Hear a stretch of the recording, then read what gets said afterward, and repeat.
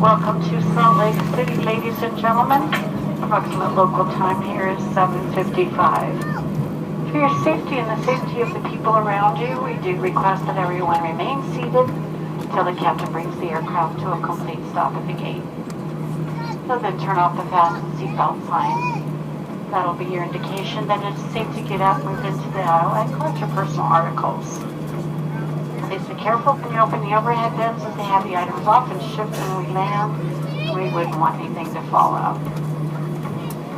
If you're making a connection here in Salt Lake City or you need help with ground transportation, there will be a Delta representative greeting our flight that can help you.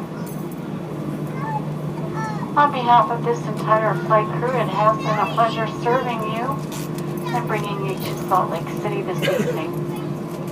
We'd like to give a special thanks to our Sky Team Elite members, especially our Platinum, Diamond, and Gold members.